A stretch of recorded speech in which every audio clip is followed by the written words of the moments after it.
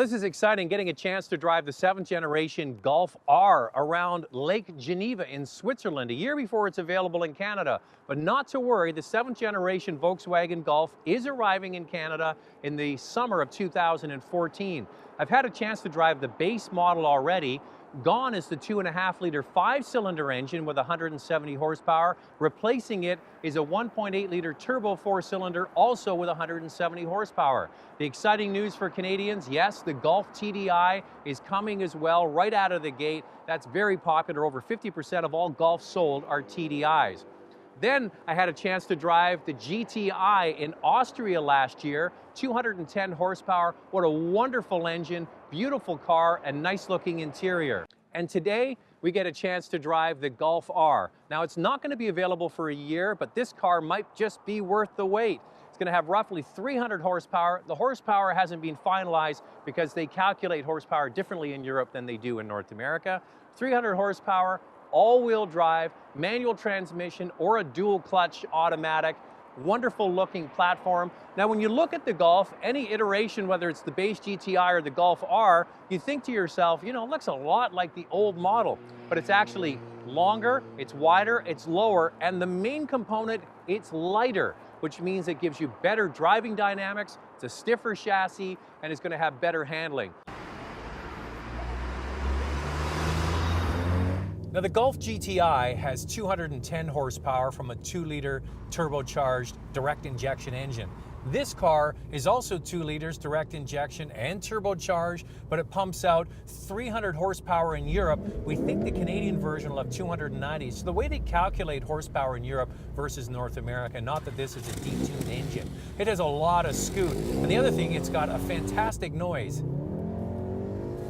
It just scoots along, no problem at all.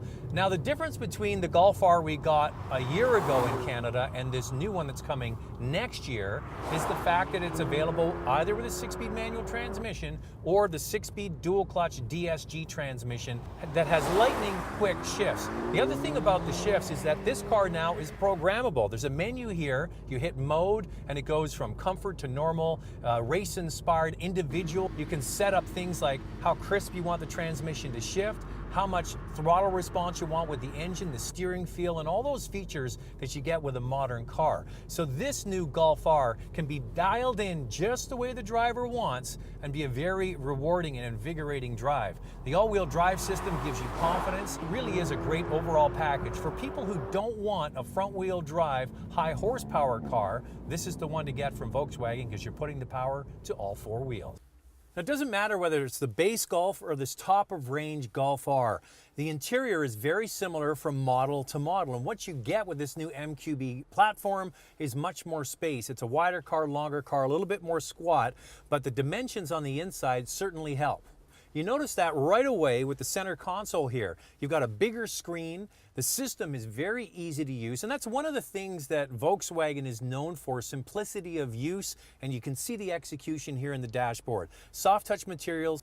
You've got the straightforward looking radio and navigation system, 3 easy to use dials beneath that for your HVAC system, and then you have a little storage area behind the shifter here.